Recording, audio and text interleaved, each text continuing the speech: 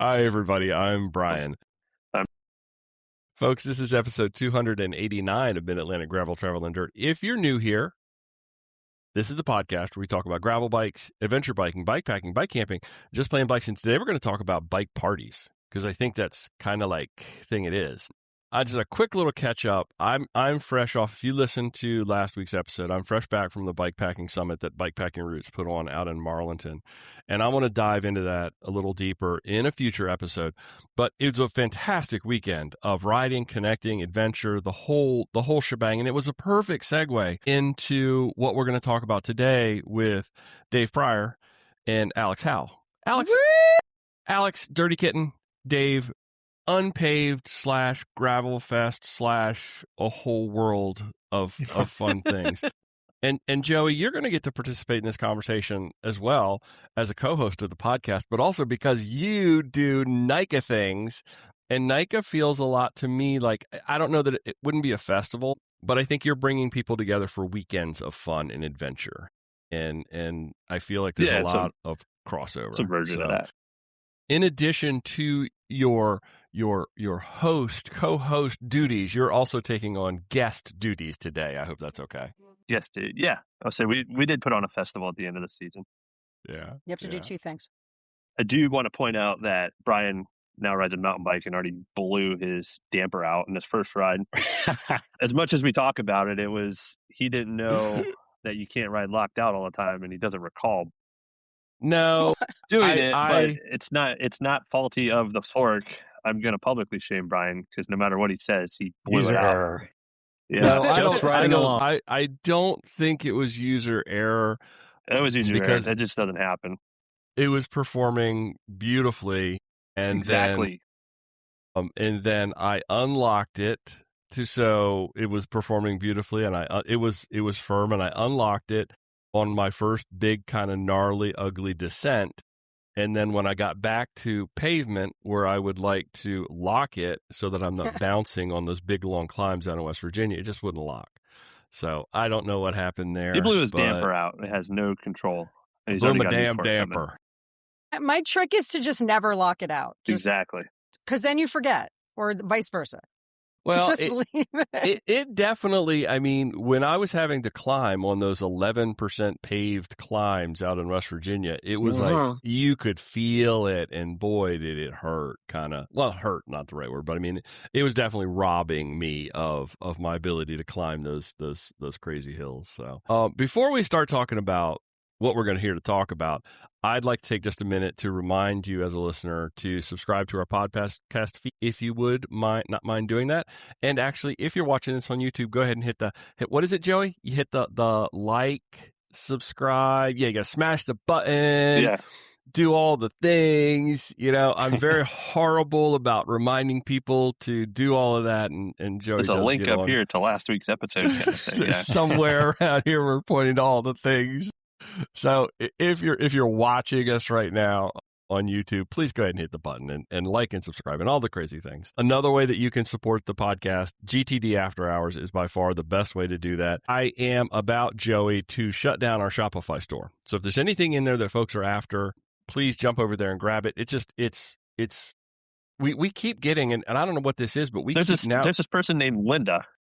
We keep getting fraudulent. Multiple fraudulent alerts. It's always Linda. Linda something else from another state. I think people have discovered that our store is a great place to see if a credit card number is actually valid for a very low entry, like low point. So that combined with the fact that it just generates very little anymore. I'm going to have it open for another couple weeks, and then the next time that billing cycle rolls back around, I think it's going to get shut down. Who knows? This was not a cease and desist from Sheetz or Burger King? No. Patagonia. We got no cease and desist, so I've dodged that bullet, and I'll probably still sell some stickers. Maybe you should not through Shopify, and I honestly give away a lot more stickers than I've ever thought of selling. Because everywhere I go, I'm just like stickers. Everybody take a sticker. You should have everybody send you like actual cash in an envelope with a return envelope folded in there, and see what comes back. They need to send you an envelope with $5 cash and a stamped return envelope or already. change. I only accept change. And social And you security will number. send them and stickers. Let's go old school. So GTD After Hours is the best way to support. That's our Discord server. At $5 a month, you get great conversation and community with like-minded folks. We're doing meetups. We had our first one a few weeks back. There were a lot of us at the Bikepacking Summit. And then we have our next meetup up in Rothrock, which is coming up middle of June. So that's coming up really quickly. There's already been a lot of conversation of people doing talks and meetups about Grusk, and we've got folks that are riding together at Grusk, Grinduro. There's been some talk there. And then we've got these things that we're getting ready to talk about here, which is the Dirty Kitten Gravel Fest, what's the dates, Alex? What's the dates? July 25, 26? Yep. DK Gravel Fest is July 25 and 26. And then Dave is doing a PA one in September. PA Gravel Fest is in September. So if you haven't picked it up, folks, we are going to talk about gravel festivals. And for friends, and for both of you, I'd love, and Alex, I'm going to ask you to address this first. What is, in your mind, the definition of a gravel festival, and why should the industry be paying attention to this and consider shifting away from that pure racing environment? Dave, I want you to think about your answer for that question, because I want you to chime in on that as well. So the what and the why, I think, is what we're after. Well, I will preface this with Dave put on PA Gravel Fest for the first time last year. Chris and I attended with Casey from VeloPigs to help out with some clinics and training sessions. And we'd been talking about doing our own Gravel Fest for a while. So it was nice to see kind of how Dave formatted that, and he'll talk about his Gravel Fest structure. But for us, we kind of had this concept over the last few years of transitioning from our traditional race that we've been doing in the summer, a DKGR, into more of a sort of less competitive community type event. And we're sort of mirroring off of the, like, I'd say classic, like, music fest. Okay. So I grew up going to music festivals. My dad's in the music business, and I've always really liked that vibe. It's just that kind of like, there's some structure, and then there's also not. There's a schedule, things are happening. You can pick and choose where you want to go and when, but then there's also these like pop-up things that kind of happen organically, or these sort of like fun small group things that happen throughout the weekend as well. And so that's kind of what we're going for. We're going for a mixture of structure and organic, just like pop-up activities that are community-based or even community like designed. Right. And so we wanted to get away from the more competitive race weekend that we've been doing, because one, we aren't racing as much anymore, and two, it's taxing in a lot of ways that, excuse me, I understand that putting on an event in general is a lot, but putting on a race has a lot of just stressful and more sort of like, I'd say, higher level like concern. Like factors. I'm sure Joey, and Dave know what I'm talking about. And we just kind of wanted to take a break from that for a little bit and take a break from the mass start events and the timed events and the, everything has to happen exactly on schedule or else it's total chaos, and try something new. So we're just going for like a combination of a bunch of different things and trying to do sort of something for everyone in a way, which is a little bit easier for us on the property that we use because it's a private farm. So we have access to different spaces and we don't have to worry about, traffic and whatnot. So we do have the ability to kind of, try things and play around. Yeah, that's a huge advantage for you, having it all contained in a private kind of space. That's a unique component of it. You don't have to deal with any land managers. You deal with landowners, but not land managers. Yeah, we still have a landowner, but different. Yeah. Dave, your take on that? I mean, why? And do you believe that the industry should be kind of really paying attention to this and shifting away from that purely racing kind of environment? Yes and no. I mean, I am a race fan. Mm-hmm. I was just at Unbound. Unfortunately, left before the weather rolled in. But that vibe of that is amazing and wonderful. I've been to Tour Flanders and Roubaix. I like fast people. I married one. I think racing has been awesome. And I've been watching a lot of the post Unbound YouTube stuff because I am still a race fan. I understand why industry and media in particular gets excited about racing competitive. It's a pretty easy and good story to tell. I mean, back when I was at Bicycling Magazine, I mean, way back when, back when we still liked Lance, we had lots of stories in the magazine, but anytime we put Lance on the cover, those issues sold more. So obviously it's something that resonates with people too. That said, the reason I think if you ask people, why do you like gravel events? Community comes up one or two, but rarely even third. It's like the most important part of what's made gravel so special for all of us. Yeah. Festivals are a fabulous way to really drive home community and have that be the primary focus of the entire thing outside of the competitive element. I still say you show up at an Unbound or Grusk or any big or grassroots events, you're going to have 5% of the audience trying to compete and 95% try to have a good time, do something challenging with others and that communal sort of we're in this together sort of thing. So there's still that at races, competitive things.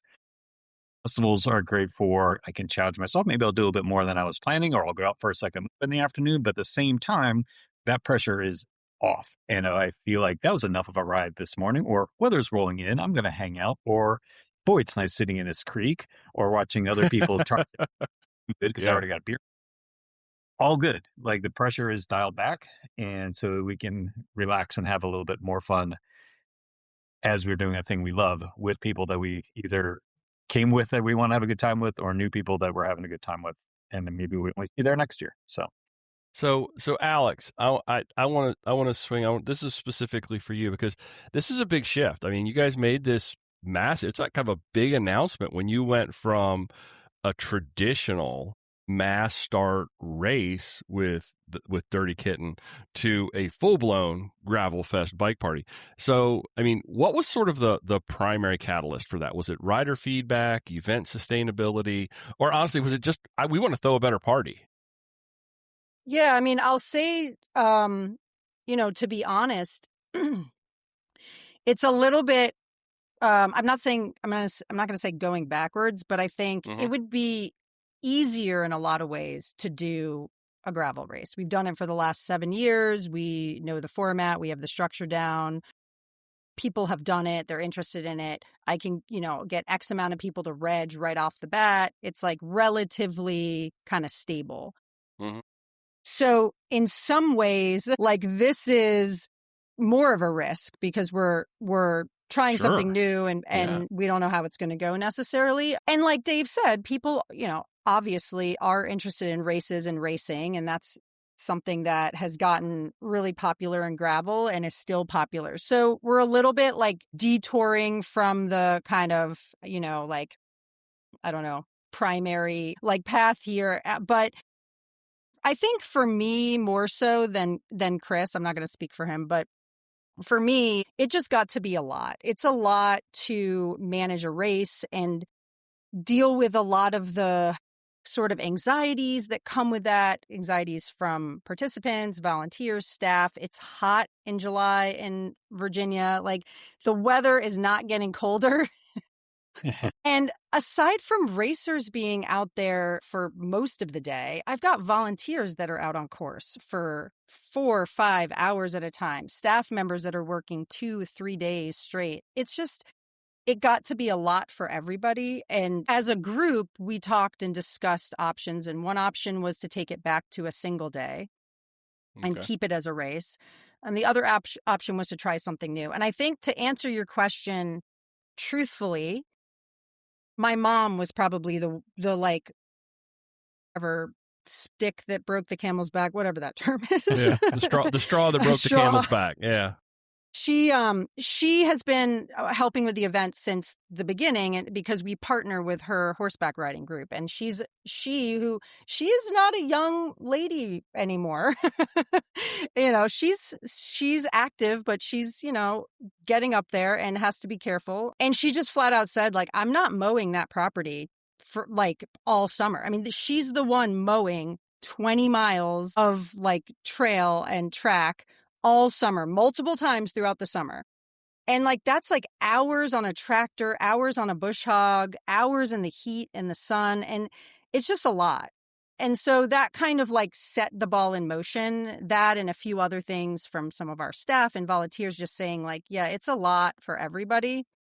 And so we decided to try something new to kind of see if we could, kind of go back to this more community type event where we're really, like Dave was saying, like really connecting with each other and trying new things and sharing information and just enjoying the bike in a different way.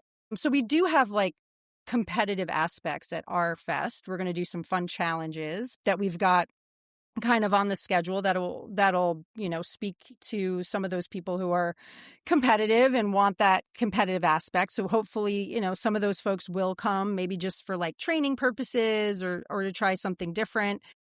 But we just felt like for everybody's safety and well-being, it was best to kind of take a break for a little bit and try something different. Now, I did see, I think I saw this morning, you're doing a gravel time trial, right? Yeah. Yeah, so we have a number of challenges on different days throughout the weekend. So we're going to do a gravel circuit. We're not calling it a race. It's a challenge, which is kind of a gravel because that's an individual thing. Yeah, so we'll have a gravel circuit challenge. We'll have a gravel TT challenge that, yes, you're just like a traditional time trial. Every, however many seconds people go off time trial. We'll have a hill climb challenge. You got the hill for that too. Yeah. So we've got like some different things that people can do, to challenge themselves, kind of compete against each other if they want. Yeah. And then we'll have rides kind of similar to what Dave's doing and some other activities and workshops, clinic type things, games. So there'll be a lot of overlap between the two of our fests in some ways, but we're sort of, I think, doing like we're focusing on different things, but then there'll be some overlap. So I think if you come to both, like you'll see some similar things, which will be fun, but they're going to be very different in a lot of ways. Don't you think, Dave? We talked about Definitely. that. Yeah. So Dave, for me, Unpaved has always felt like a massive party anyway, based on the sheer kind of scale of the weekend. So in your eyes, what's sort of the core difference between a gravel race with a good expo, and I love the train noises in the background. I hope that actually comes through. I do too. Welcome to Emmaus. A gravel race with a good expo and a true gravel festival. What's that core difference between those two things? A good question. I think one thing, and I'll get back to this, it's dependent on where things are situated. So, or maybe I'll just kind of start with that. So as I went up to the festival, so it started by Chad and Jess Engerly on the Cooker Creek campground. They had this massive private campground up on the western side of the PA Grand Canyon. And they put festivals on, food truck festivals, music festivals at their campground. While not riders, they knew that gravel cycling was a thing, so they wanted to try a gravel cycling bike festival. And then our good friend James Llewellyn of Mammoth Endurance, he's close to there. He helped get that rolling. He worked with them. So they had one in 2024, which was the same time I was looking around for a new venue for Grinduro. And James was like, you should come check this out. It's pretty cool. So I went up. They only had 5 people at that festival, which was not optimal, not what they were going for. But as I told Chad, in good news for you, I'm one of your 5, and I happen to have like a mailing list of like 1,000. So started scouting around, and while the venue itself is a great place for a party, the riding wasn't really great for competitiveness. It's a good hill to get from the campground up to the PA Grand Canyon forest, the Tioga State Forest. But once you're there, it's like 2-ish% grades up and down. There's not really great separating for bike racing. So, or fantastic festival routes. And I went to the Dirt Rags Dirt Fest a number of times. Most of them I can remember, at least most of. So what was great about those is having hangout spots and going for your bike ride and hanging out and going for maybe another bike ride or someone else is going out and hanging out and that sort of thing, and choosing what you wanted to do that day versus a more typical race/event one-day thing, which is here's the route you're going to ride. You can make some variations of it. Here's the 30, here's the 50, here's the 120, here's the overnighter, but it's like a designated route.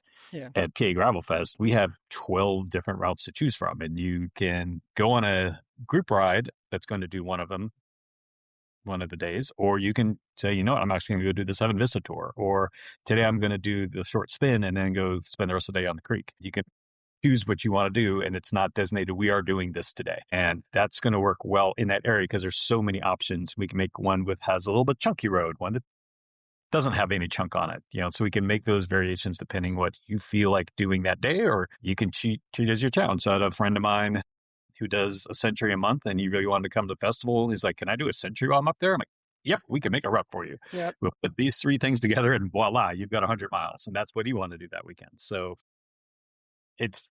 you get a little bit more control over that. I mean, I try and do some of that with Unpaved, let you choose your own, what you want to do. Yeah. But this is that times now a dozen. Now, it's more curated in a way, I think, right? Yeah. Yeah. It was curated versus dictated. So I mean, I've this like really, really cool, like, T-shirt. Yeah, absolutely. like you could, I'm feeling like you could hang out with people and ride with multiple different types of groups of people at multiple different types of paces. It almost even sounds like it would be beneficial to bring maybe even multiple different types of bikes. Okay. You can definitely try some things. Yeah. To play. Bring different tires and say, today I'm riding this, today I'm riding that. And I would love this to get to the point, back to industry support, where there are things to try. If we once it get in to do that, it needs to get to a critical mass. It's probably 300, maybe 500. I'm not sure as I talk to them, what they're going to look for as far as what it takes to get them to come to that area, which is not close, with a truck with a bunch of different tires or a bunch of different demo bikes or all those sorts of things. We all kind of know how the bike industry is right now, and getting that support is hard. But I think we can create this thing where it makes it appealing to them. Go, I can hang out, talk about why this tire is better than this tire for your bike, or this tire is better than this tire for what you do most of the time. And here you go try it. Or you do want to ride a little more chunky stuff, you should try this tire. And you could try it on this 1 mile section and then go back home where you do ride chunk all the time. You can do those sort of things, or try tubeless, or learn how tire plugs work, that sort of thing. Joey, as you've been listening to this, do you see crossovers like we were talking about earlier with sort of the NICA things that you have going on? Is there any similarity, or are they completely different? I mean, there's definitely similarities. I mean, if to sum things up, we try to make our events, community-based weekend festivals for everyone. We race Sunday. Saturday is a big party. We have pit zones, we got the course, we got stuff going on. We'll have a sponsor like Trek or someone there, and people go out and do their own thing. I mean, we're all about being well-rounded cyclists, not just bike racers. So we try to instill that into everyone. And we have students. So we got one who graduated a few years ago. He's racing worlds, kind of, tip of the spear. But the average student, we want them to be lifelong cyclists. So we don't want to shove racing down their throats every day. So that's why we split off stuff. We even have a whole weekend that's just a big adventure fest for us up in Deep Creek. We don't race. It's all about the community. So it doesn't really answer the question. Most of the time I was thinking back to Alex earlier with the stress of an actual race, and it became a habit. Like after our last wave of every weekend, I would go in the Porta John for like 2 minutes and just it's like, oh wow. I mean, I'll deal with, there's always going to be human error. Not always. There's going to be hiccups, but on a safety standpoint, that's my biggest piece of anxiety. So knowing that every kid is back safe and taking that pressure off and doing a festival. And there's still, even on an adventure day, there's still risk factors. You're riding a bike. Sure. I've put people in ambulances before on group rides, and I've watched ski patrol bring a kid out on a one wheel from a race. And it sucks. Your heart in your throat when that stuff is but back going to on. You do take some of that pressure off. You have that community based, I'll dig into this later. Our regional event was a giant festival for the weekend where we had so much going on, and rides and sessions of, from suspension companies to having specialized there with demo bikes. And then you could race if you wanted, but it just made people come to have the adventure aspect of it and just be with their peers. So Alex, and thank you for that, Joey. I in my experience has been with NICA has been regionals, and it had sort of that same kind of feel. So I knew there was going to be some crossover, and I also knew that there was going to be some as well. But for Alex and Dave, your registrations are both open, correct? And are you seeing any kind of a change in who's signing up for these weekend-long experiences versus the standard single-day race? I mean, are festivals drawing more beginners, maybe bike packers because there's camping involved, or families who may have been intimidated, people that may have been intimidated by the idea of a race/starting grid kind of thing? And Alex, I'd love for you to hear from you first on that. Alex has gone quiet. Sorry. Yeah, it's okay. Thanks. That's a good, interesting question. I was looking at Reg the other day, and I guess I need to look at it again today to see where we're at. So when I look at my demographics right now for our fest, this is pretty cool. I've got 75% women and 25% men registered. Wow. Okay. Awesome. Yeah.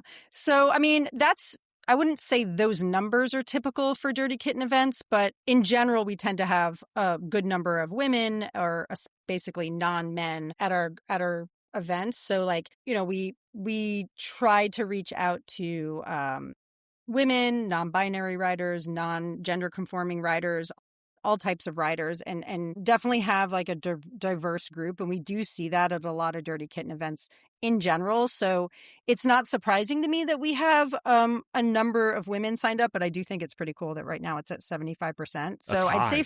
I'd That's say very high. That's cool.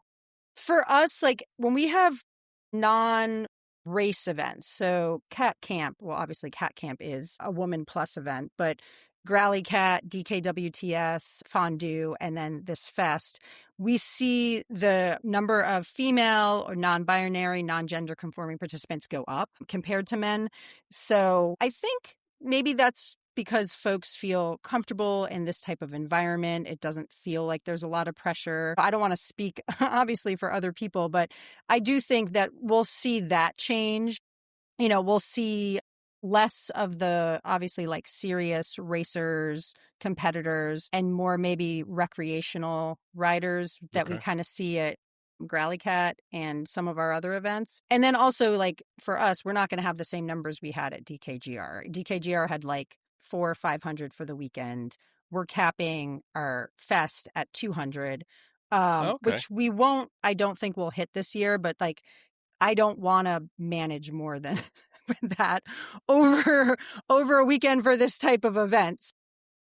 Yeah, like hear that. Dave said earlier, like if he got to the point where he had like 500, like, yeah, that sounds great if there's like a enough support for that. But for me and us, I'm good with like smaller numbers to start, just to kind of feel things out a little bit the first time around. Yeah, I get that.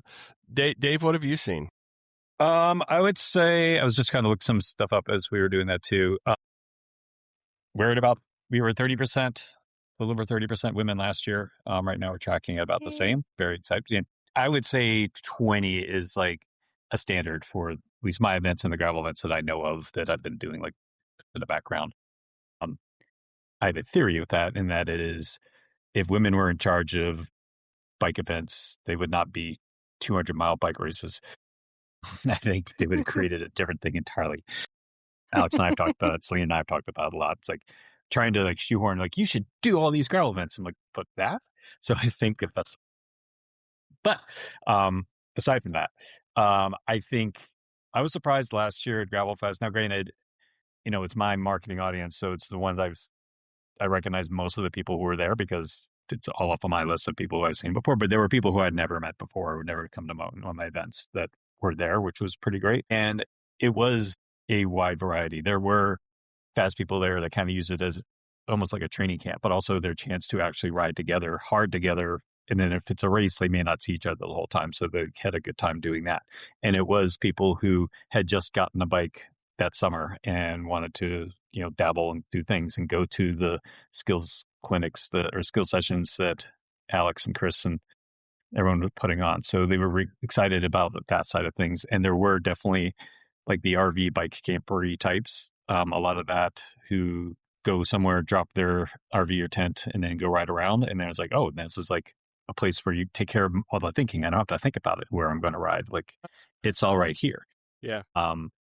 Something that I need to figure out how to market a little bit better, because I'm not this audience, and it's always fun to market new audiences that I'm not. Apparently, this is like one of the best campsites for RV and van campers. It's very level, flat. Everyone's like, this is the best one I've ever been at. It's like, typically you have to like level things, jack things and stuff, but here, just pull in and you're ready to go. And it's like, oh, that's a plus. Okay. That is So cool. I think so it's all car camping. So it's actually pretty easy car camping. You're not like stuck in a swamp or things like that. Nice. And what are your numbers, Dave? What are your anticipated or cap numbers for Gravelfest? PA Gravelfest, we're going to cap it at 250 this year. We had 107 last year, so it feels like a good jump, a good stretch goal.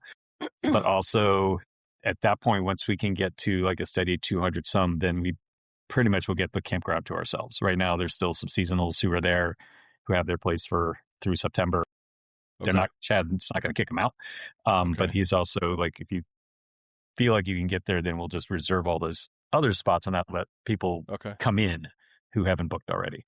Gotcha. So right now, all the could go back and look. I'm 99% sure like all the cabin and glamping spots have been reserved already, which means there's just lots of car camping options, either with hookups or electric setups, water setups, and a picnic table, or there's going to be primitive grass field, which is where Alex and that crew kind of took over that end of the driveway. And it's like, you get this Shangri-La space all to yourselves. I think that will grow. Party spot. It's less expensive. And then we'll have those communities of like, here's a Dirty Kitten section, and here's the bike section, and here's the fellow pigs. And, we can have some of those little communities, and then we can intermingle amongst them. So it sounds to me like... we're the Dirty Pigs or the Velo Kittens. And we're actually traveling around this year to different events and just being like the party crew. So we'll be at Grusk and we'll be at PA Gravelfest. That's awesome. That's 100% awesome. It sounds like there's a lot more intimacy with the festival environment. It just feels like it's going to be smaller in nature, and you're just going to get to interact with people. Obviously, it's designed around interacting with people more, but it sounds like that's really going to be amped up. And that's kind of what you're after. I'd like to talk a little bit about the logistics, the vibe, and kind of those elements that make a festival work. So, Alex, by stripping away a podium, by stripping away timing chips, and focused on a more challenge-based, clinic-heavy format, what's the vibe? How does the vibe change? Do people ride and act differently when there's not a clock ticking behind them? I think so. I think they do. I'll say Chris and I, we've talked about this, and our staff and volunteers, like, my Dirty Kitten team folks, Carrie, who love Growly Cat. Just the vibe at Growly Cat is amazing. Yeah. Of course, like Joey said, right, you're always going to have anxieties and stresses and concerns with events. But Growly Cat, like the anxiety level for me, and I'm already an anxious person, is like way lower for that type of event or fondue than it ever was for DKGR. DKGR, like, I don't sleep or eat or even like it's an outer body experience. Like, I can't tell you what happens for those 3 days because it's like I just like shut down. It's just like on robot mode. So with this type of event, something more community based, sort of relaxed vibe, it just feels overall like the folks that come are really excited to be there. They want to hang out. They're kind of up for anything. They're looking to meet new people, try new things. They're, not concerned about, like, obviously their time or their pace or their whatever. And so you just feel the overall vibe is way more relaxed from everybody, from the time they arrive, parking, reg, all of that. Like, it just feels more chill, more like, obviously you go to a race, you're like, okay, I got to warm up. There's a lot of anxiety. I got to get to the start for everybody. Yeah. And I've had racers even say, this is interesting. As a racer myself, I understand this. They'll go into it like, I'm doing the 80 no matter what, 80 or die. And then 2 laps in, they're like, I'm done. This is ridiculous and hot and I'm over it. And then like they kind of feel disappointed in themselves, you know? So it's like, take that all away. Like all that's like, and I think people think they want that. I'm like, you don't want that. You don't want that. Yeah. Never hearing that question of what distance did you ride or what event did what's your distance? It's like, I'm just here to ride my bike and just, have a good time. That's like the Joey? thing I hate most in I knew you'd have cycling something on and this. running. Yeah. Well, I hear it a lot with running because of Jess. Like we'll be in the line at the airport leaving when she does her St. Jude, whether she's done the marathon or the 5K or the half. Everyone's like, "Oh, what distance you did?" I don't freaking care what distance you did. Like it doesn't matter. Yeah. If we can lean on what Baron von Fancy Pants is trying to push, is like just take just out of whatever distance it is. Yeah. Yeah. I actually saw Ian Boswell way down bound. We're on the same plane, and he's like, "That's what you're doing." I'm just doing 100. Like, not just you are doing 100 because that's a big ride. Doing it with Adventure for All kids, it's a whole other adventure. There's no just about that. That is awesome. Exactly. The 50 is a great ride. Yeah. 12 is a great bike ride. No just. Exactly. Mm-hmm. I think we years. should switch it to be like 20 mile, just 100 mile. Just 100. Just doing 100. Well, I mean, really what you are doing with the festival environment is you're taking numbers off the table. And it's really more focused on how much fun did you have. That seems to be the measure. The measure's different. The metric that you challenge yourself by is not based upon a clock. It's based upon the experience. Fun and meter. I think, I think that's what's really magical about it. And I know, Joe, you're going to have that. You have your adventure weekends and then you have your race weekends. And I know that you probably see a lot of that too. You see, and especially with younger people, younger riders, I'm assuming there's the anxiety level that anytime you put a clock on somebody. Yeah. And we all have enough anxiety right now. Why do we keep doing that to ourselves? and then pay money to go do it. It's kind of. So Dave, go ahead, Joey. I would say my project this week is I'm putting out, we're producing 4 full-on XCO races in our adventure, and then there's our regional event, and I'm doing all our what we call lap cutoffs. So we try to stay within a time standard, especially with younger kids. You don't want a middle schooler out in the course for 3 hours.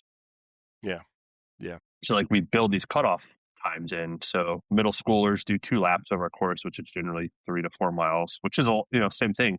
3 to 4 miles to a 6th grader is a huge deal. Some of them go out there like they're racing, worlds, and other ones just want to complete that lap. And you'll get the first 2 races of the year, or even a full year. It might take them another year to make their lap cutoff. Like that, them making the cutoff before they get pulled is their own win of the weekend. Mm-hmm. And they're just racing themselves mentally to maybe the next event they'll make that lap cutoff. A lot of times we don't do it.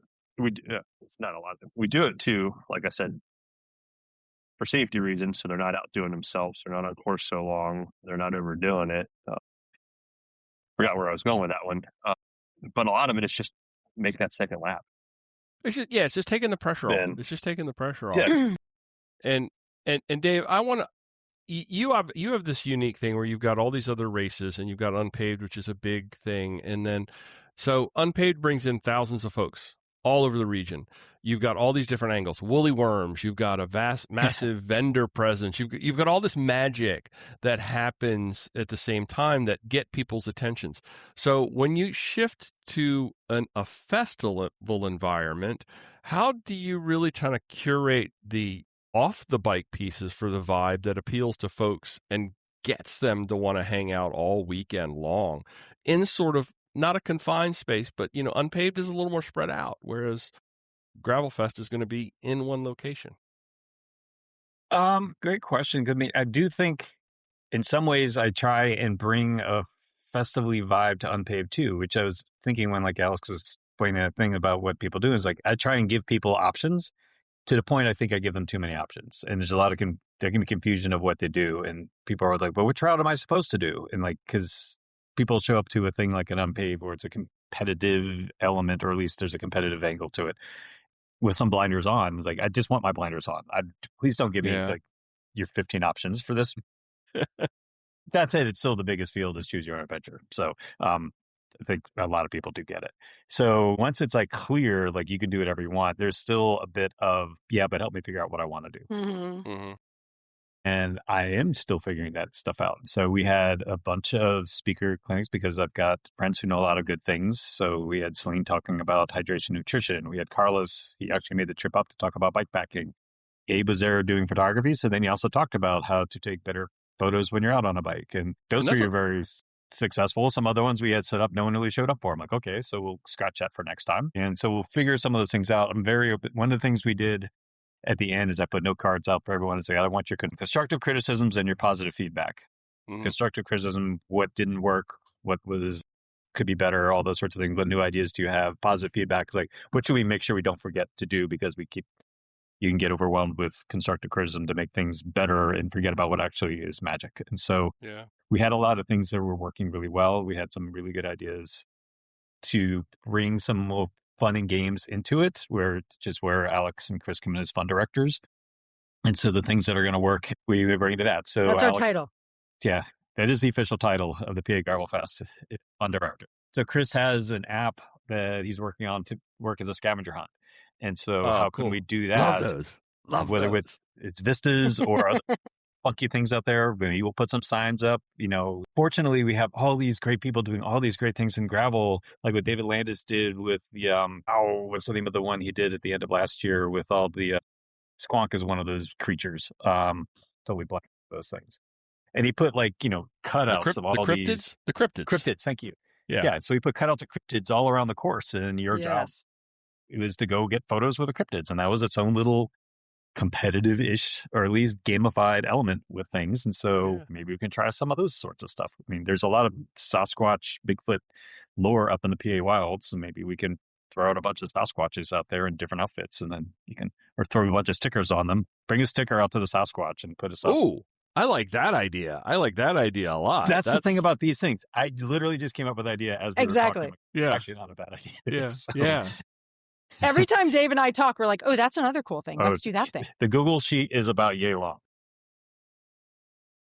But I think, I don't remember if you and I were talking about this, Dave, or if I had a whole convo with Bruce Buckley the other day about our fest, because he's coming out to do photos. And he was like, so what's the deal? And we got in this confusing for him, I'm sure. I know. But then once he understood it, he was like, yes. So he has all these ideas too. Yeah. But what I would love to see, ideally, right, like down the road, is a group like you two, right? Like Brian and Joey. You're like, hey, we want to come to Gravelfest, and like it would be really cool if there was this thing. And then I say, cool, do that thing. You want to lead that thing? You're in charge of that thing. And then, GTD is like hosting whatever thing. Like, I would love for that. Or there's some pop-up, like some people show up and they're like, we're runners too. And we biked yesterday. We kind of want to run. Anybody want to go for a run today? Yeah. Okay, cool. 10 people go for a run. Like, it's like that organic type of community stuff would be great to see as well. So you have both like the structured things, like Dave was saying, like, here are the things we designed for you, but then also you can create your own thing as well. Yeah. So I guess my question as a follow-up to that, I mean, it's you've got these things, these skill clinics, the gear swaps, social rides, all these other little things. How do you balance providing those structured things versus making sure that you're giving people an adequate volume of free time that they can sort of use to be at a campfire or connect with other people? That's got to be a real challenge. We are trying right now to make it timing everything so you can do all the things. You can do so we're going to have the learning sessions be at breakfast time. So before you get on a ride, as you have a coffee, just have those in the various spots. And then hopefully coffee talks. Yeah. Have them so it's on multiple days. So it's Friday morning, Saturday morning. Celine's going to talk Friday morning, Saturday morning, Sunday morning. So you probably won't go to all three, but that way you can also go to Abe's on Saturday and Casey's going to do something on Monday or Sunday. So then there's options. You can do those things and then ride or do skills, and there's still a ride after skills. But you don't need to do skills if you're good without the skills. If you just want to do a longer ride. But you could logistically listen to an expert on something, learn a bit more skills, get a ride in, come back for dinner, listen to music, and then hang around a campfire.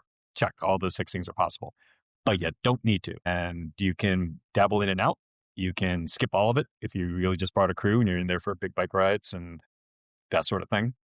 But I think, as Alex and I were talking about planning this, it's probably somewhere, once we figure out what these numbers are going to be, 300 to 500, wherever those kind of things are going to be, then it can't be like the expectation that everyone could do all the things. It's just going to be pick and choose, and it's just going to get too much. And that's okay too, because then you can pick and choose. And you can come back next year and do other things. I think, Dave, you and I may have had this conversation earlier where as an event promoter, director, as you're putting on something that people are paying you money to come do, that there's a real advantage in if I come to Unpaved and ride the 50, and then I plan to come to Unpaved and ride the 50 again next year, maybe not. But if I can see there's all these things that happened in a festival environment, and it's like, oh, I didn't get to do this, that, and this, and I really wanted to do it. So next year, okay, well, maybe I changed my plan up a little bit. So it feels like the event has a freshness to the consumer almost every year. Freshness and some flexibility. So we had glorious weather last year. September in northern Pennsylvania is usually very, very nice, but it could rain for 3 days. And then what can we do inside the whole time? Right. Or we practice because we do riding have an in the airport rain. hangar where you can hang out inside for 2 days. Yeah. You practice it's like, okay, if you're a bike packer, guess what? You're going to ride in the rain sometimes. Yeah, you should go in and just get out there. You got to figure it out. We call Wahoo and we set up a bunch of trainers. Actually, I'll tell you this, Dave, because you can do this. We're going to do this with some folks, our friends down in Roanoke. We're going to do gold sprints at Gravelfest. Oh. That's a cool airport hangar thing. We have done those at Unpaved before on Friday night. Yeah. Have fun with that technology. I want to. You'll be there to help, Dave. You'll be there. I want to circle back on a couple of things from earlier. Alex, Dirty Kitten, and you talked about this earlier. Dirty Kitten has always been a massive advocate for women and non-binary fields. Do you find that the festival kind of layout maybe lowers that barrier to entry for those underrepresented groups over a hyper-competitive kind of race environment? It's interesting. That's an interesting question that's hard to answer because sure. On paper, yes, right? Like on paper, if I compare our gravel race to our non-race events, I'll see a jump in women's registrations, non-binary registrations, etc. But I hesitate to say, I hesitate to make that like jump, that leap. Jump or correlation, because I don't want people to think, it's hard. I don't want to say this the wrong way, but I've heard event directors say before, "Oh, the best way to get women to come to your event is to give them free entries, or do X, or or provide beginner such and such or whatever." And the assumption is women, WTFNB riders, etc., are non-competitive, beginner, novice, whatever. And I don't think that is a good assumption to make. Okay. Yeah. I don't think it's necessarily about that. I think it's about folks feeling comfortable, folks feeling safe, folks feeling like there is a community there that's going to support them versus being competitive or whatnot. I don't think it's necessarily the non-competitive nature of it. I think it's more that when you have something that's not a serious race vibe, it tends to be more community-based and a little bit feel more welcoming to people. And so that's why you often see a lot of those folks where like there are events, Mid-South, for example. I know a lot of women, a lot of non-binary folks, a lot of non-gender conforming folks that go to Mid-South because that is an event that is open and welcoming to those folks. There's a great community there. And so I don't know. I don't want to say like, yeah, if you have, at races, women won't go to, but I don't think that's a good connection. I think it is more about, the community and the space that you provide for people. Okay. Yeah, that's actually, I wasn't really sure how that you were going to want to address or answer that, because like you can see both sides to that. And I think that, the idea of community in an accepting space is probably the key. And it doesn't have to be this or that style of environment. It's more about the people that are there. And I think that all starts with the event directors and the race directors and the people that are building the event. So I want to circle back on one more item. Running that multi-day festival, I mean, that's a massive lift. How would you compare the lift of doing a multi-day festival compared to a one-day style race? And what are your volunteers and your event team? What are they more excited about and get behind? Dave, you go first on that one. It's hard to say because, I mean, last year, PA Gravel Fest was about 1/10 the size of an Unpaved. Mm-hmm. So it is a lot less infrastructure, staffing, volunteers, marshaling, all those sorts of things. I don't know if it ever, I think there's room for it to be 1,000 people. I don't think we'll ever let it get to 1,000 people. But then Never I say do never. think there would be, never say never. I don't think we would. Right. No Delfest in your future. Yeah. But I do think, and I think it's going to be, again, dependent on how you want your festival to be. If it's going to, the right way, the way Dirty Kitten set up is a lot more sort of fun and games things and rotation of things and trying these things. And you can either do something or you can watch that, or, there's a lot of those kind of baked into that, where mine is a little more free range, go ride your bike for a while and come back and hang out. And so there would be less staffing necessary to do other than like some more like aid stations out there, because it's remote and there's no place to fill up water bottles. And so I probably need a little bit more of those sorts of things, but I don't need as much as someone's in charge of this, someone's in charge of that, someone's in charge of this, someone's in charge of that. So I think that part would be less, but then there's also how the mindset's going to have to be back to safety and things. Now I have no idea where people are. Mm-hmm. If someone hasn't come back, they could be anywhere. So and you how won't are we even going to know. make it? Yeah. That's going to be part of it. And there's, as an event director, I mean, that can happen at any one. They could take a wrong turn and I would never fight them. It's something we were worried about at Mammoth. Like someone hadn't come through. It's like, we need to go start driving the region where the entire forest. Basically, it was like where. So I drove part of it thinking, all right, where would be like a turn to miss? And then I found one and like drove that for a while, like a good 4-5 miles. Person was found, was all fine, just a miscommunication, yada, yada, yada.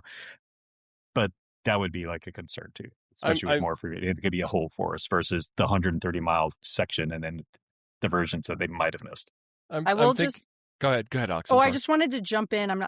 Chris is the best person to ask about this, so maybe separate podcast, but the app that he's created that we trialed at GrowlyCat this year, he's put in this, and I don't use the right terminology. He'd be like, no, that's not what it's called. But anyway, this like piece where this doohickey widget that at every checkpoint you scan a QR code and it says like you were there at this time. And so that's a way to track people somewhere where it's not easy to keep track of people. So like on a race course or event where it's like, vast, instead of having like timing mats, you can just have people like scan a QR code at a checkpoint or a rest stop. And then you're like, well, we know they were there at that time. So they're somewhere in that area, maybe. Yeah. I've always thought that would be that's a great way to do that. At ESR, we used to do sheets with people's names, and we try to check their names off. And I know that people do it with bib numbers, and they try to check folks off. But when you put the onus on the rider to say scan the QR code or check in or sign in here, it's just it's just as easy for them to ignore the check-in process one way or the other, but you're taking it off of the event person's shoulders. And I also think that it's like what you just made me think about it, Dave, when you were talking, is that all of the shift of the lift for events for your volunteers moves from the road sphere to the camp sphere, which is a little bit easier to manage and maintain and react when something needs to be addressed. So interesting. It'll all see how it all plays out. Looking at the future. So you've got massive corporate-backed races dominating that one end of the sport. We've seen the issue, and Joe, you mentioned it to me, I think, earlier in the week. It's like Unbound is all about corporate. It feels very, very corporate now. Do you think that these grassroots kind of... I wasn't actually there. I know, but you can see it from the outside looking in. Dave, you were there. There. How would you address? How would you categorize that? I mean, I left Thursday night, so I was there for the Hall of Fame ceremony and for the first day of the expo. it felt not corporate's not the right word. It felt big business, but I still wouldn't call Lifetime corporate. I mean, the entire production of Unbound is probably the price of a middle reliever for a Major League Baseball team. I mean, it's not that expensive. We're still not that big. So you can't move around. You still run into people all the time. It wasn't like a sea of humanity. And, it was very easy to like see people and talk to people like, oh, it bumped into you. I kind of figured I'd see you here. That was still happening with the feeling of I'm in something bigger than I typically do. Like it did feel Iron Man-esque. And I still think, having done them, it's like, that's the biggest thing an amateur athlete could do as an Iron Man. I now feel like Unbound is at that level of it's the biggest thing we could do and feel like I am a top, because we all are in the top 2 to 5% of athleticism in America. So, but like I all think of us on this podcast, all of us listening on this podcast, we are still the top of we're still part niche. Of that pyramid. Yeah. It's a bigger part of the niche. Yeah. And so we go to one of those things. I feel like that's right. I am one of these. I am that. I am that. Yeah. But I guess the direction I'm kind of heading is, I mean, if you go back 10 or 12 or 15 years, and if you were to think of gravel, it was weird. It was fun. It was accessible. Every bike's a gravel bike. Now it feels like it's all about like 32-inch wheels and this and clearance for that and this. So, I mean, I just feel like I want these grassroots and festival events coming about at this time sort of to be a defense mechanism against that corporate space to keep gravel weird and fun and accessible. Yes. Also, yes, that can be a thing. Yeah. My because I did get to spend some time with kid Mike Reamer of Salsa about the 32s because they're the one production company doing one. Yeah. Scott's is not out yet. And they were kind of getting pushed like, you don't have data on this. Yeah, we do. We have all this Strava data of all of our engineers who are out doing this stuff and comparing it to the regular that sort of stuff. But what I loved about, back to keeping it weird, there's a new direction technology for this sport that's being done on Strava and metal tubes and what you can do with like rubber versus wind tunnels. Okay, yeah. Super expensive plastic molds and all that stuff. Like, so that's a company with a tie and steel bike making a new direction for the sport out of metal. Yeah. And what they can fit in that in geometry versus a wind tunnel testing. Now, granted, the specialized bikes seem really fast and they did very well. Also, their athletes are the top of the tier, and I think they would have done fine on a 32 or probably my 26-inch or my cross bike I did in 2013. They probably still would have podium. I think there's space. Those things can still happen. Yeah, there's space for both, right? Like gravel has gotten to the point where there's these high level events and races, and a lot of times you kind of feel like now it's getting in like the road, range of road racing or whatever. But great, like, okay, people want to do that. Those people can go do that. And that was sort of part of our decision to transition from gravel race to festival. Like, so many people are doing gravel races now. Like, we don't need to also do it. We can do something else, and there can be market saturated. There can be options for everybody. We can all live in the same space and have these different levels and options, and folks can do all of them. Like, we have folks that come to our events and then go out to Unbound and Mid-South, etc. Like, they do it all, and they like to mix it up, and I think that's great. Give people variety. So if I'm a promoter, if I'm an event person and I'm listening right now and I'm thinking I may want to consider, because that's a saturated market, my numbers are down, I've got a local 60-mile gravel race, I want to convert that into a weekend festival. From the two of you that have now done that, what's the single most important piece of advice that you would pass along to them?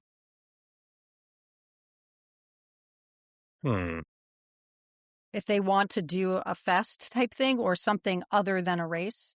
If they want to take their race and they say, you know what, my numbers are down, it's a saturated market, I'm feeling like I'm either going to make this thing go away or I'm going to transition it, and it could just be something different. Mm-hmm. What would be the piece of advice that you would give them for someone who's gone down that road and experienced it and seen the differences? What kind of advice would you give to them? I mean, for me personally, I I think that it's as an event director or director of anything, you have to find a balance between what you're passionate about and what people want / need, which is really hard. But if you're not passionate about what you're doing, then it's going to affect your event.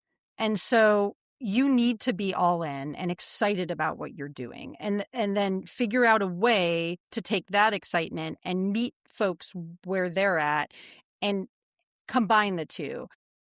Otherwise, like if you're not into it, if you're putting on a race and you're not getting great numbers and it's stressful and you're not enjoying it, that's going to come through, and the participants and the volunteers and the staff aren't going to enjoy it either. So I'd say step one, figure out what you want to do. And then once you figure that out, figure out how you can take that and meet folks where they're at and give participants what they feel like they need or want, and then create something. I don't know. That's sort of my take on it. And I would also go ahead. No, go ahead, Dave. I would say it's not a business decision, because I'm not convinced that these festivals are going to be any more profitable than anything else we do. I think there'll be a little less work, but I don't think they're actually going to generate tons of revenue. Let's just go there. So it can't necessarily be a business decision. Gotcha. It's got to be something you want to do and be like, I am done with the stress of timing and protests and results and that sort of stuff. If that's something you hate about your event, then it's probably an interesting pivot to make. I would recommend going to either one of ours or some other cool festival or mountain bike festival or just some other great music, something that would speak to you, and see if it does speak to you and inspires you to do those sorts of things. Back to what Alex was saying, it's got to come from within. I can't remember who said this now, but many years ago on a podcast, it was to know what kind of bike event you're signing up for, see what kind of bike that the event promoter has. It's probably based off of what they ride and what they want to do. Is a good thing to go from. So if that's kind of your thing, I do like riding around and hanging out with friends and sitting in a creek or a bar afterwards and talking about what we did, then maybe a festival would work for you. But if it's really because you think you're going to get from 150 to 300 people, that wouldn't count on that.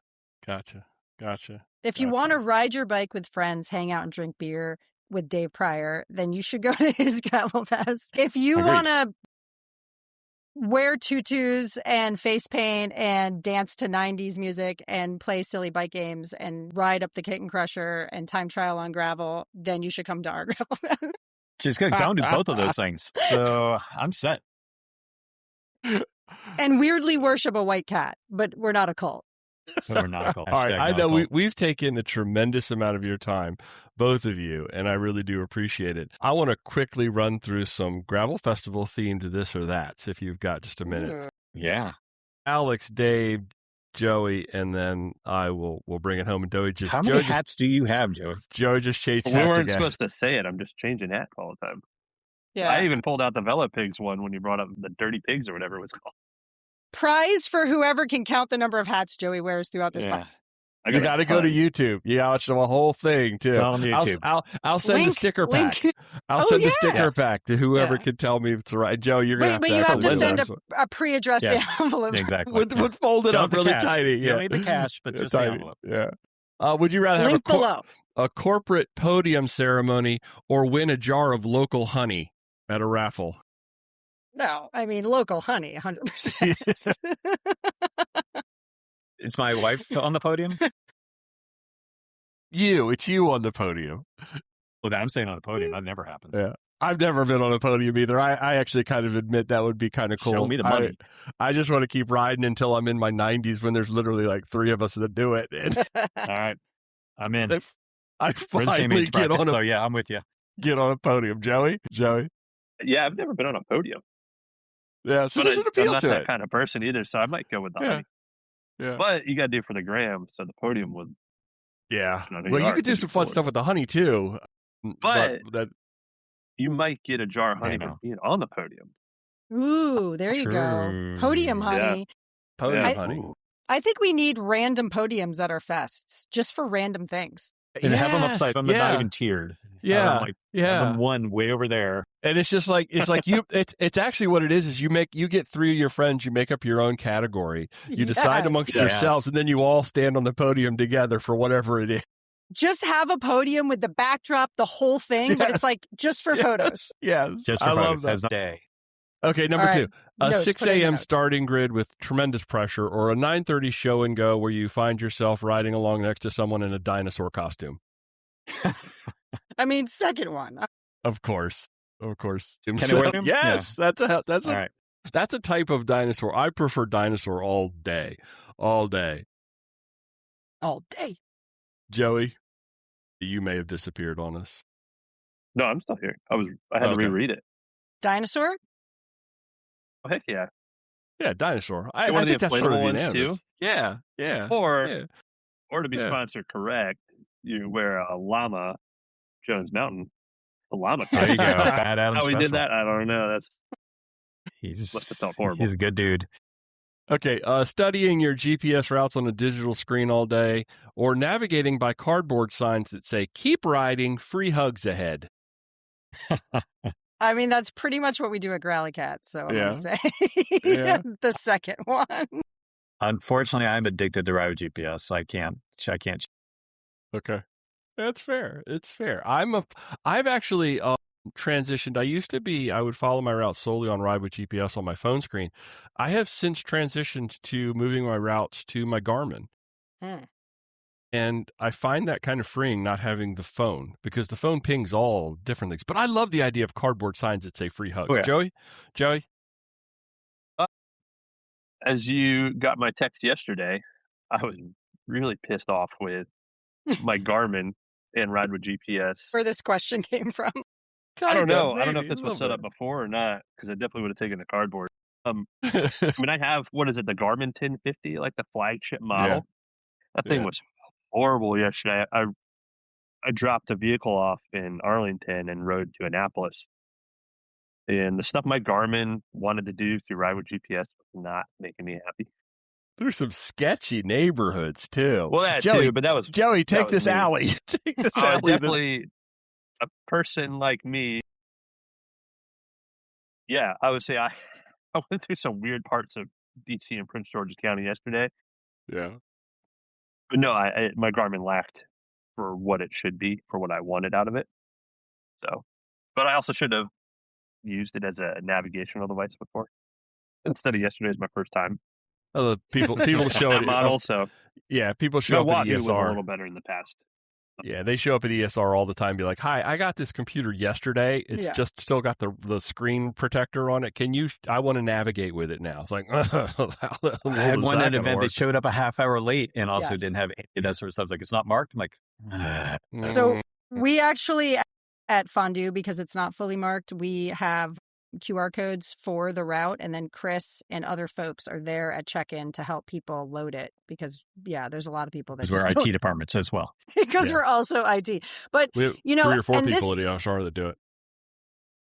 This is probably comes from a place of privilege. I recognize that, but I like to just go out and explore and not always have a route. But I'm in a place where I don't have to worry about my safety too much, and I'm not riding in the middle of the night. So I can understand that if you're not sure about your location or whatnot, that you would want a map or a GPS. But mostly I like to just explore, and so I don't always want to be tied to a computer and the route, and then I'm not great technologically, so inevitably something goes wrong and I get lost anyway. It's like, why not just be exploring from the beginning? I'm not lost. I'm exploring. Yeah. I got very quickly, within like 16 hours, addicted to the Wanderer thing that everybody's running with their Strava, with how many new miles you get on different rides. Casey and Bill plugged me into that.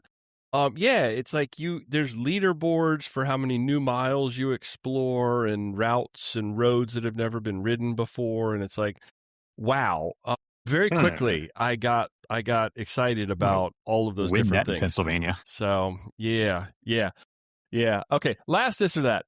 After the finish, are you chugging a recovery shake and analyzing every little data point of your power data, or are you eating a pizza and realizing that you forgot to turn on your bike computer all day? That's a tough one, because used to race, so I used to be the first thing, but I now probably the second thing. Nice. I think. Nice. You can be both. There's room for both. I will remember to turn my bike computer on because I do want to track it, but I won't necessarily look at it, and I'll definitely eat a pizza afterwards. Nice. So Dave? a little bit of both. Yeah, I'm definitely having a pizza and chugging other things. And my only rule back in events was to just get to the finish in time for the podium ceremony so I could take Celine's photo. So I didn't really care where I rarely looked at my results or any of those things, especially since I got kicked out of most cross races I was in anyway. So I never really bothered. You tell people they're going the wrong way. Yeah. I actually tried something new on up this bikepacking weekend since it was something different. I actually let my Garmin screen go dark and go to sleep. And I found that kind of freeing in that I found myself sometimes looking down and it wasn't so much about the route because I could just tap the screen and it would wake back up and I had my route running. But I didn't care at all about how fast I was going, how far I'd gone, average speed, any of that kind of stuff. I just let the screen completely go dark and I lived in that space. And I found it very fun. I found it fun. Joey? For the screen, I always leave the breadcrumbs on. If I'm having, the map on, that thing, it tells me how far I've gone or the cue to the next thing, but not speed, time, any of that other data points. Yeah. I agree Joey, with that. you're a recovery shake guy, right, Joey? Yeah. Yeah. Not going to go well McDonald's for me. recovery shake. Yeah. if it's chocolate, I'm in. All right. Now it's different. No, I'm eating a pizza. Yeah. I'm type 2. It was my friend Adam that works with me. Every time we've ridden or something, he's that guy. He's the ex-bike racer background, whatever, and God, he just analyzes our whole ride and everything. And I remember they're like eating gummy worms, and I'm like, Adam, I don't care. It was a good ride. That's all I care about. I can feel it. We all enjoy ourselves in different ways, and some people really do like that analyzing of the data. I'm not taking anything away from that. I think that can be a lot of fun, especially if what you're doing is competing with yourself. I think, and especially if it's a challenging thing. Like, how many elevation did I do? That felt like that was hard. That's why I definitely got to the end of our ride on Sunday, climbing back and forth over top of ridges in West Virginia. And looked at the climbs, and I definitely looked at the climbs and the grades and how far we went, and it's pretty amazing. Yeah, there's something rewarding about that. So I'm not going to take that away from anybody because there's something there. I will just add, though, I agree. Don't want to take that away from anybody if that's their thing. But I have noticed at our cat camp that we do in the spring, we say everywhere during Reg and on our website and et cetera, that it's not about the metrics. Like, we're there to push ourselves, to work together, to experience different things, learn things, et cetera. And there are some people that come and they're very focused on distance and time and speed. And because that's not the focus of the weekend, they, are sort of forced to do other things. And by the end of it, when we do our sort of final wrap-up sharing session, a lot of those people will say, I came into this unsure of what to expect, and I sort of was nervous that it wasn't going to be fun or interesting, and I wasn't going to push myself or challenge myself. And they're like, I realize that I don't always need to do that. It's okay to just go out on a ride and have fun and enjoy myself and talk to friends and look around and have adventures. And so I think just sort of a note to anybody out there who's very focused on metrics and data and training and whatever. I totally get that as a former racer, but I think there is space for doing something different. And I just want to plug these gravel fests because I think they're a really good place to do that. You can still push yourself while also enjoying all these other things and having a different experience and kind of getting back to why did you start riding your bike to begin with, right? It's just a really great way to ground yourself and center yourself and take that anxiety and stress off of training and racing for a little bit and just enjoy the bike and the community. And I think it's needed, especially right now for a lot of folks.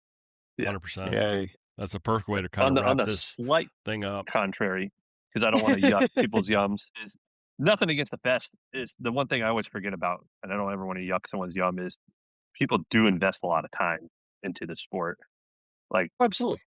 All the way working for athletes at national championships and Ironman events, like they do invest a lot of time, and I don't want to Mhm. poo on like on that, but No. I'm going to slide. I mean, Dave's seen it with how much time Selena invests in all aspects of the sport. So I don't want to take away from that from people. It's just not my cup of tea anymore. So that's why the festivals are important, and just the community and getting out and riding your bike at the end of the day is the fun side of it. So I just don't want to take too much away from the data nerds. Yeah. And their time No. and their time and stuff, but it's just I think that causes burnout too.